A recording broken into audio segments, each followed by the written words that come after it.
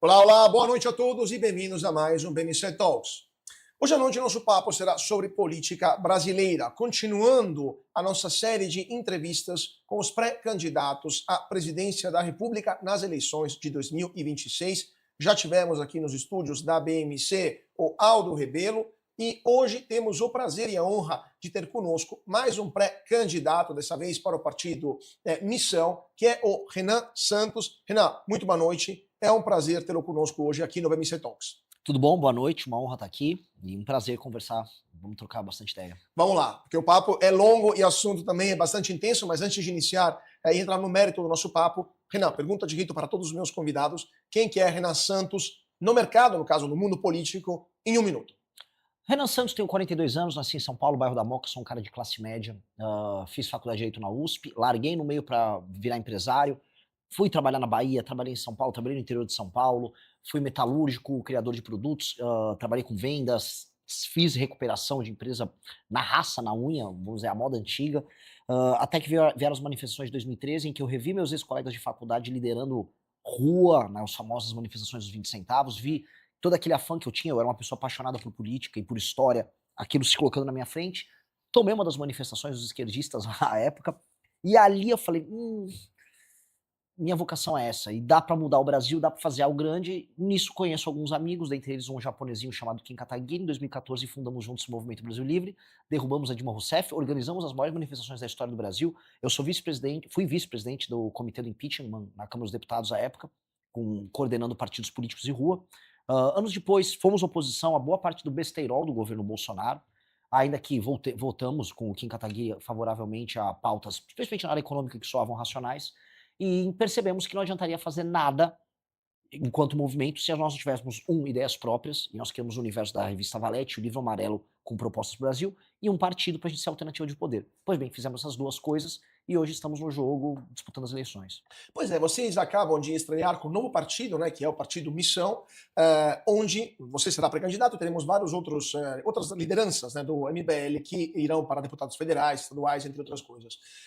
O Missão tem um grande desafio, que é superar a cláusula de barreira, conseguir entrar no Congresso Nacional no primeiro ano, a primeira eleição, onde temos uma lei eleitoral mais dura, vai se endurecendo ao longo das eleições, mas esse é um desafio importante. O que vocês esperam, o que o Missão espera como resultado, o que seria a coisa aceitável para o Missão nesta eleição de 2026? O Partido Missão, ele tem, pela natureza nossa própria, ele tem autofinanciamento. Nós conseguimos nos financiar vendendo produtos, vendendo cursos online, vendendo afiliação paga, a gente tem uma base militante muito sólida. Então não é que a gente está indo para eleição desesperado em passar a cláusula de barreira. Quem está fazendo isso são os outros partidos, que não são partidos, são legenda. Legenda é um cartório, que tem um monte por aí. PL é um cartorião bem grande, o PSD é outro cartorião bem grande, aí você tem os pequenininhos, tipo Democracia Cristã. São todos cartórios, eles não têm programa. Como eu tenho programa, eu tenho financiamento e o meu partido faz sentido. Então eu não estou desesperado para isso. E quem se desespera para passar a cláusula de barreira, negocia com o capeta. O que eu quero dizer? Vai, bota um monte de deputado aleatório no partido que vão jogar voto para dentro.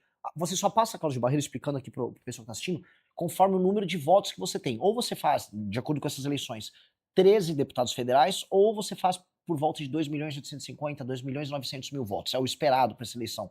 Nós não estamos nos construindo assim. Nós vamos firmar uma marca perante o eleitor. Nós temos que sair dessa eleição como uma das 3 maiores marcas políticas do Brasil. O que é uma marca nesse sentido? Eu tenho que representar um tipo de ideia, um tipo de visão de Brasil e um tipo de ação política. Tem o do bolsonarismo, tem o petismo e terá nós. E essa eleição vai conseguir criar isso. Com base nisso, passada a cláusula de barreira é consequência. Todo o resto é consequência. Por isso que é muito importante eu ter uma pré-candidatura marcante que, vamos dizer, aponte um caminho para o Brasil e que os nossos pré-candidatos a deputado, que depois serão deputados eleitos, eles tragam essa visão de mundo para os seus estados. Então, quando você pensa dessa maneira, é igual pensar uma empresa com uma marca própria, que gera um branding próprio, que agregue valor ao seu produto. Eu não vou ser um produto genérico. Hoje, todos os partidos são commodities. Aí, como commodities, eles estão na corrida de rato lá, desesperado. Eu não tô nessa. Nem tô preocupado com esse assunto. Então, vocês estão pensando de ser uma terceira via para um Brasil cada vez mais polarizado, né? Uma esquerda lulista e uma direita ligada cada vez mais à família Bolsonaro, e vocês apresentam como uma terceira opção, uma terceira via. Mas vocês, qual que é a plataforma política? Quais são as propostas que vocês estão apresentando para o público em temas como economia, segurança pública? Por exemplo, o que vocês acham hoje da atual legislação criminal do Brasil com 50 mil mortes por ano, o número de milhões de assaltos que acontecem todos os dias, em todos os cantos do Brasil, e uma justiça que mal consegue prender os bandidos. Qual que seria a proposta do Missão para a segurança pública? Falo de uma maneira bem ampla. A gente olha o seguinte: o nosso plano é: eu preciso tornar o Brasil uma das 5 maiores nações do mundo em 30 anos. Isso significa não ser terceira via, significa que a gente vai chegar ao poder e vamos ficar bastante tempo lá, eleitos democraticamente, mas fazendo os melhores governos que o Brasil já viu. E o que nós precisamos fazer para agora, para que daqui 30 anos o Brasil seja uma dessas 5 nações? Pois bem, nenhuma das 5 maiores nações do mundo permite que parte do seu território seja tomado pelo crime organizado. Nenhuma delas faz. A Índia não permite, os Estados Unidos não permite, a Rússia não permite e a China não permite. Vamos colocar aí essas como as 5 grandes nações que vão disputar poder. O Brasil permite. E nós temos que erradicar isso. Então, qual é a política que nós vamos adotar? Aumento das leis penais, a mudança profunda das leis de execução penal, que permitem famosas progressões e a saidinha. Paralelamente, a instituição do direito penal do inimigo no Brasil, ou seja, criar um regime especial penal para membros de facções que façam que a lei contra eles seja muito dura e muito rápida.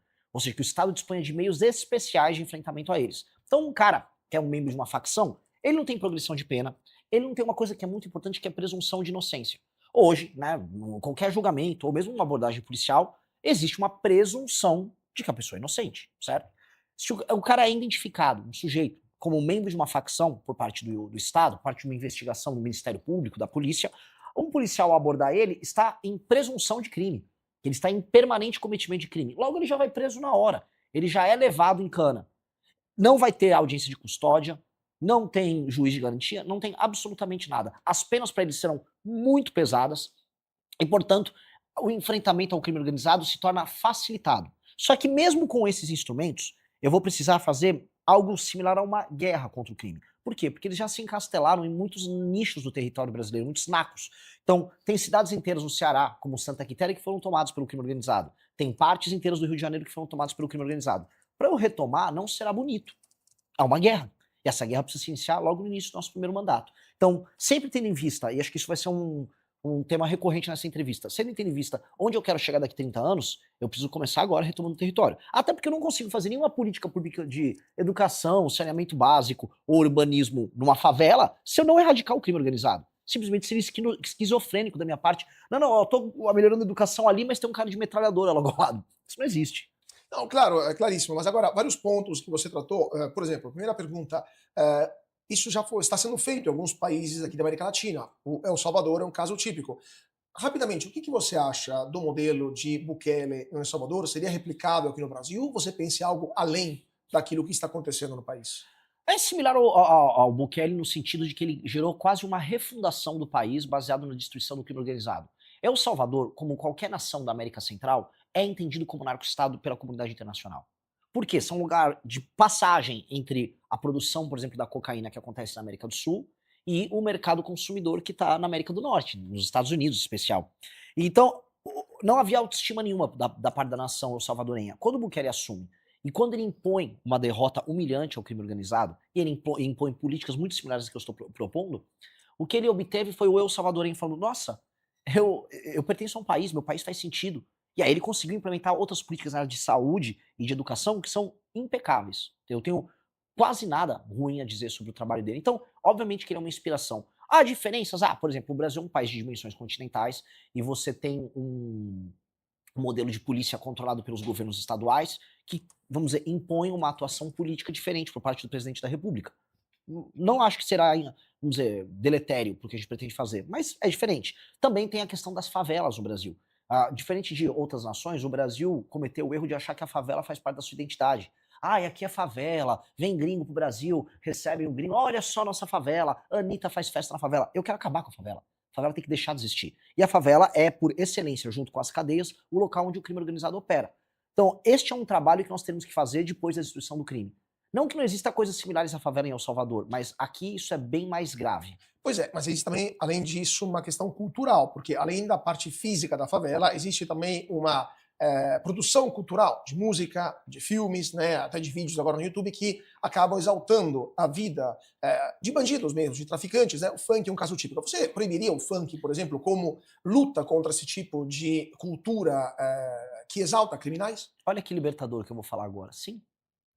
Olha que libertador, porque as pessoas acham, especialmente no campo do direito, nossa, mas e a liberdade de expressão? Não tem liberdade de expressão para um cara que está exaltando o Comando Vermelho, que todo dia mata algumas dezenas de pessoas. Boa parte dos brasileiros que morrem todos os dias morrem em conflitos envolvendo facções.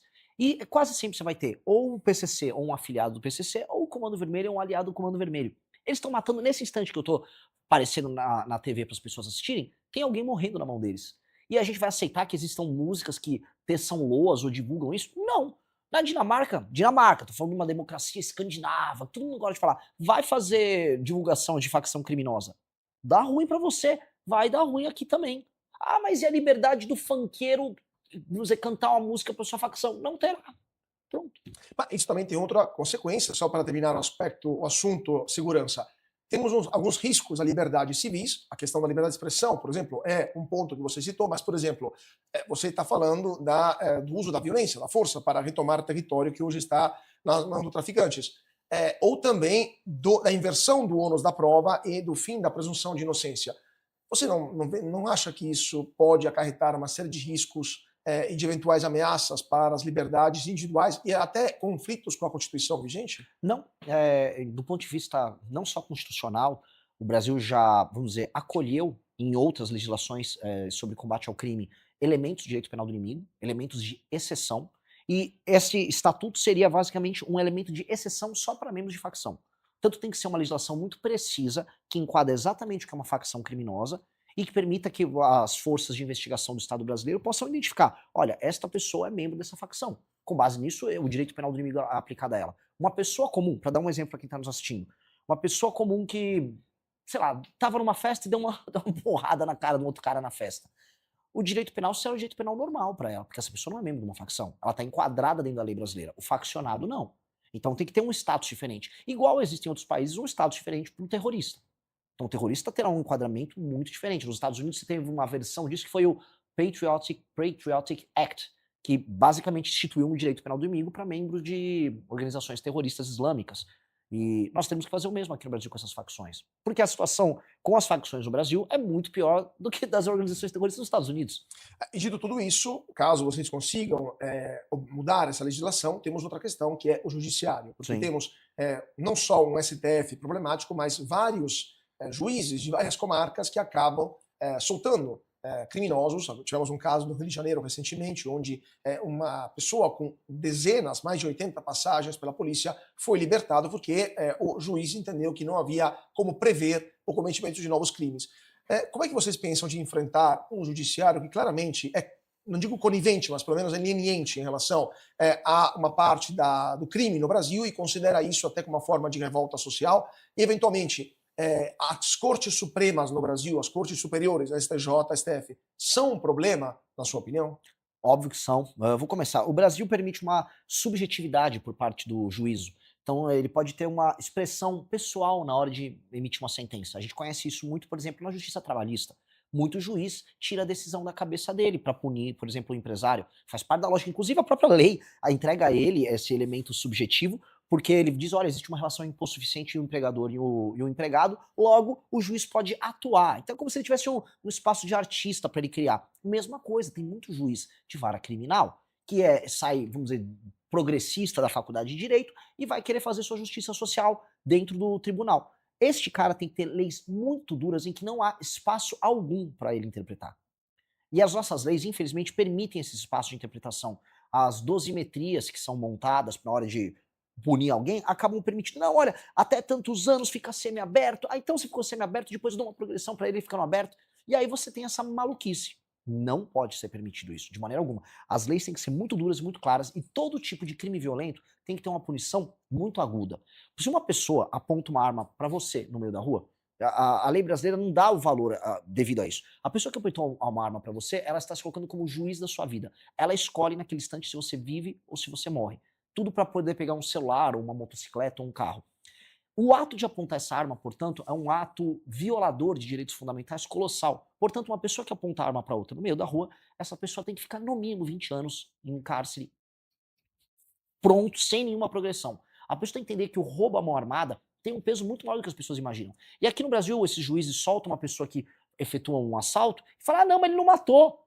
E daí que não matou? Ele se colocou como um juiz da vida de outra pessoa. A pessoa que se colocou nessa posição, essa pessoa tem que ter uma punição colossal. Nos Estados Unidos essa punição é gigantesca. Na China essa punição é gigantesca. Se eu não me engano, dá até a pena de morte na China. Aqui no Brasil tem que ser colossal também.